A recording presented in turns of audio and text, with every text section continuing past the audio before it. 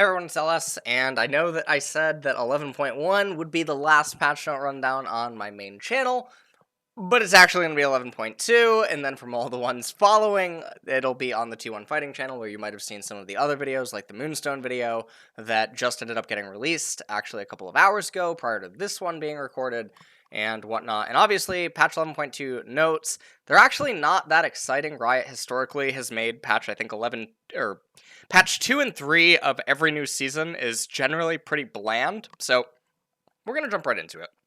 Obviously, I have the cam on today, so you guys can see my facial reactions in the event that anything is sort of out of the ordinary, and we'll just talk about everything. So, Viego, the Ruined Champ. So, this is a champion that, if you guys were watching my stream the past couple of days, I ended up going on PvE with Nemesis and some other pro players as well off stream. We ended up messing around with 1v1s, we ended up messing around with a couple of customs with chat and like other things. The champion, he feels super bad. I really feel like his win rate is going to be super low. The issue that he's having is when he ends up possessing someone, stuff sometimes just feels a little bit weird on the lockouts on some things, but as well as how sometimes squishy or vulnerable he can be during the possession or when he does end up taking over the champion. Other things is his clear speed, his trade pattern, his sustain, his kit is very streamlined, but doesn't really feel that rewarding. A lot of his recalls don't feel that great. I have heard that it could have just been the builds that all of us were using because we were trying an abundance of things, but honestly, for what should be such a simplistic kit, he just feels so underwhelming, and I'm not sure because he had so much hype around him, and I just don't feel like he's going to be able to live up to it. Akali, Q cost increased later, Q 5-point strike, 120 to 80 energy to 120 to 100 energy. This is a big hit to Akali. The thing that we have to take a look at in the early stages, though, is that it's actually not going to be that different for her early laning, but her late game is obviously going to be hit as well as her mid game from level 9 forward. Azir, Q cooldown decreased. Azir lost the cooldowns on Nashor's Tooth and thus some of the wind beneath his wings. We're giving him a lift by returning some of it directly into his kit. This is obviously a really nice gesture by Riot, but there's a lot of other things that are gating Azir from really coming back into the meta. Predominantly that he doesn't have a very good mythic for him right now, and that a lot of the legendary item components aren't really helping him curve that well, and it's just making him have a pretty awkward transition.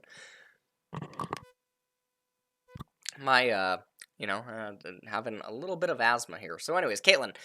80 growth increased, so it's going up very slightly. It's not like super big, but I mean, she'll take what she can get. Not the end of the world. Darius, passive Noxian Might bonus AD decreased.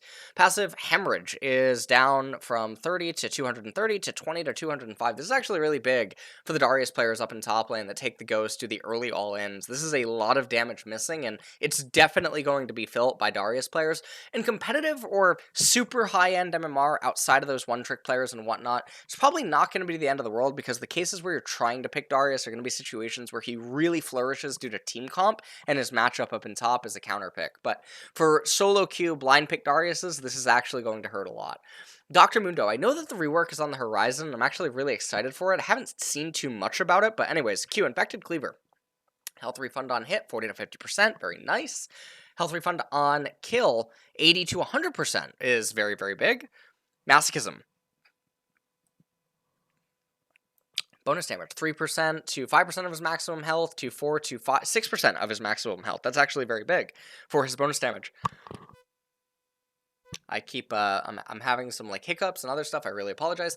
Our Sadism health regen, 50 to 100% maximum health to 60 to 110% maximum health. This is actually really big for not only just his early game. I mean, getting 10% of his early health early on, it's not super big, but it's probably giving him at least a ruby crystal. And then also, the thing about the mid game is where it starts to give maybe almost a giant, well, not quite a giant spell, but pretty close. And then obviously late game, I mean, you're definitely nearing giant spell plus in terms of value. Elise, Spider Q damage decreased later. With new items at her disposal and the buff on her Q in patch 1023, Elise has been scaling too well. I disagree. Q, Venomous Bite, 70 to 230 to 70 to 210. Elise is actually getting the short end of the stick with a lot of the mage junglers right now. There's not a whole lot of reason to pick her over something like Talia or Lilia or Gragas or Karthus or things of this nature in the jungle. While she is a solo Q menace, the problems gating her from returning into competitive are pretty obvious, and I think that stunting her damage is definitely not a step in the right direction, especially not if items get hit later.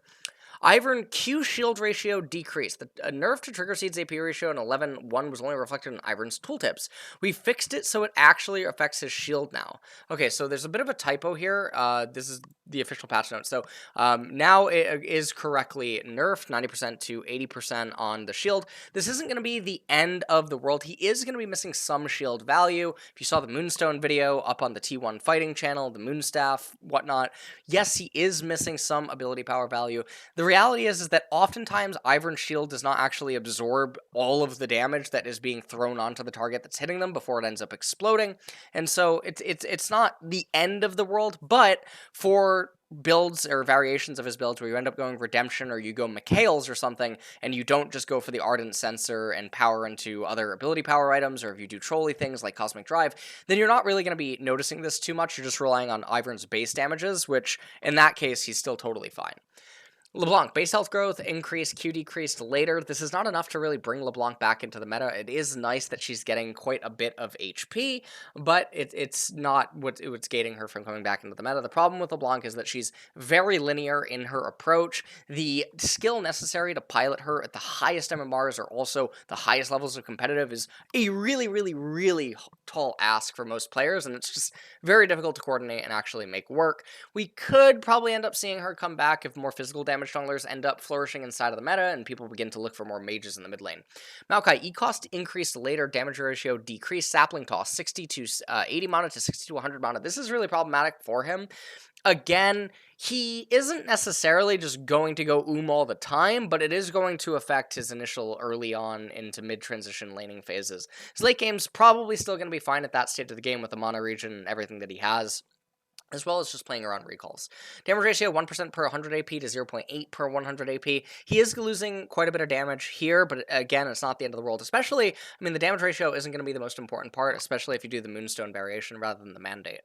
Nocturne, Q and R cooldowns decrease. Dustbringer, 10 to 8 seconds, and R Paranoia, 150 to 100 seconds to 140 to 10 seconds. She gets 10 seconds shaved off at the early ranks. Again, not really gaining Nocturne from coming back into competitive. He just has so many other problems that are preventing him from doing so. Nunu and Willamp actually getting nerfed. Base movement speed 345 to 340, and then health 570 to 540. So basically an auto attack removed. Again, I mean, a lot of these are very placebo nerfs and buffs pretty much all across the board. Not affecting it that much. Umbral Dash, it doesn't end here. Umbral Dash's self-healing now increased to 26 to 50% during our World Ender. Our World Ender. Self-healing 50 to 100% to 30 to 60%. All right, so aatrox's self-healing E self-healing now increases during R self-healing decreased outright. Aatrox is still going to be fine in all of the team compositions that he's initially picked into. Olaf, I know, is another one that has his lifesteal end up getting hit here a little bit. Healing amplification is definitely getting tagged a little bit. Vicious strikes as well. This isn't going to be... Again, I mean, I keep saying it's not the end of the world for the World Ender, neither is it the end of the world for Olaf. In team compositions where opponents are all basically melee, or Olaf has other enchanters basically buffing him and amping him up, he's still going to be fine, as is Aatrox, and that's pretty much all there is to it. Senna, base attack speed ratio increased, passive non-kill miswraith drop chance, and gold from miswraith increased, Q healing and damage ratio increased. Base stats, attack speed ratio 0.2 to 0.3, passive absolution, non-kill miswraith drop chance 22% to 28%, and now gold from miswraith is also up, so Q piercing darkness, healing ratio 25% to 40% AP. This is really big because of the Moonstone and Staff of Flowing Water Senna variation of her build, because now she's getting a lot of power. That's 15% AP ratio up on the healing. That is really big. Kraken then, Senna's Q on enemy champions now add a stack of Kraken Slayer, max 1 stack. This isn't that big of a deal. I mean, Senna doesn't really go Kraken Slayer, she goes Divine Blunderer. And obviously, if you're doing Fasting Senna or Support Senna, or you're just doing the MoonStaff Senna, then, I mean, the AP ratio here and the changes to her passive, super big for Senna in 11.2. Shaco, passive damage increased. This is actually really interesting. Shaco, another one of the MoonStaff champions that can utilize it down in the support role in bot lane, getting a little bit of a buff. Obviously, it's probably intended for jungle Shaco, but, I mean, it's going to help out support Shaco more because I think that's his more viable role. Soraka, this blows my mind. I have no idea what is going on. So Q Star Call total rejuvenation heal 50 to 90 to 50 to 110. Now the important ones to take a look at are obviously the rank 2 and the rank 3. So it's up by 5 and then it's up by 10. Later in the game as well, I mean, getting an extra 20 heal on her Q is a pretty big deal because she's going to be spamming it in the mid game team fights, and if she just gets a couple of procs of this, I mean, it's chasing after a ruby crystal. W astral infusion, 80 to 220 heal to 90 to 230 heal ratio, 60% AP to 70% AP. What is going on? Now, remember that this isn't just getting 10 at max rank. This isn't just getting 10% AP. Soraka builds Moonstone, she builds Redemption, she builds Mikhail's, she builds Staff of Flowing Water. All of these items, except for Moonstone, obviously have amplified healing. So the fact that her base numbers are going up, and now her AP ratio, thus making the total heal, is going up, it means that these, modifiers to the increased heal is also going up, and this is a very big deal. Soraka was already insane. I know that her solo Q win rate might not have reflected that at certain tiers, but she's a champion that you don't want to just sort of sit back and get carried on. She's actually a pretty obnoxious lane bully. She's a really, really powerful neutralizer, and she's able to be played in basically 4 roles. Mid and top primarily only as a counter pick, but down in the marksman role and support, she's generally just really good. And to see her get buffs is just totally bewildering, especially when MoonStaff builds just starts taking off. Soraka and Seraphine are probably going to be at the forefront of it. Really just totally shell-shocked by this. Now, in the event that the MoonStaff build does end up getting nerfed, then it probably means that Soraka's balanced out and probably just returns to her 11.1 state. Who knows? I'm not totally sure. Trundle, Q bonus damage ratio increase, W bonus attack speed increase. Q Chomp, 10 to 50% AD to 15 to 55% AD. Problem with Trundle is that he doesn't actually build a whole lot of attack damage. He generally goes for like tankier builds and utility items, so getting a little bit of AD here, it's not really the end of the world, and it's not enough to justify playing him. Frozen Domain, bonus attack speed, 20 to 100%. To 30 to 110. This is really good because you max W last, so just getting 10% attack speed for free at rank 1 is definitely something that he is going to really like. Varus, base mana growth increased, our cooldown decreased early. So the base mana growth going up I think is good for mirror mana.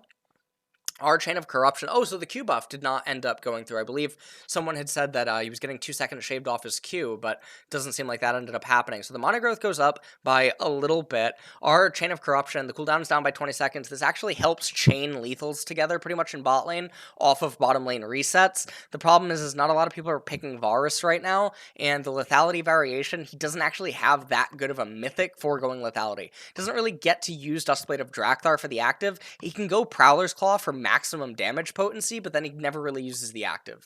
So it's just kind of weird. Zoe, W minion spell sword drops updated. She now gets an abundance of new possible spells. Zoe's a really good champion. I do really like her. Items, Essence Reaver. Has been a little weak, so we're giving it a bump up for some mana-hungry champions. Spellblade Mana Restore, 3% of maximum mana to 40% of mana from damage dealt from Spellblade before damage reduction. This is obviously really good on champions that don't build a lot of mana or just have poor mana ratios, but yeah, whatever. Gale Force. 60 to 90 seconds is not going to really gimp the item. You're only really getting this item for the utility. It's basically acting like a flash on a 60-second cooldown, but now it's going up to a 90-second cooldown. Definitely not going to be the end of the world by any means. The item's still going to be picked for its utility, and it's still going to have roughly the same power level. Hextech Rocket Belt. So bonus movement speed 50% for 2 seconds to 30% for 1.5 seconds. Mage items get hit yet again. They are extremely bad. I talked about this all in a video on the T1 Fighting channel that you could end up seeing there. Imperial Mandate applies when ally consumes the mark initial application of slow. Wait, despite a recent trip down, Imperial is still a strong item. Okay, applies when ally consumes the mark initial application of, Kraken Slayer. Is getting nerfed on Katarina, Aphelios, and Urgot. That's really sad for his W, and this probably is going to mean that Imperial Shield Bow is likely going to end up as Urgot's primary item now. I can't imagine him continuing to go, on Urgot. Shrelia's Battle Song, don't really care about any of these changes. It doesn't justify it as an item. Gargoyle Stone Plate. 45 bonus MR, 3%, max 15%, 5 to max 25%. I think that this is actually an underutilized item that has potency to be built on bruisers as well as just non-traditional champions in events that you get really far ahead of your opponent. just as a standalone, but we'll end up seeing about that. Lethality items, Umbral Glaive, gonna be down by 200 gold, attack damage down by 5.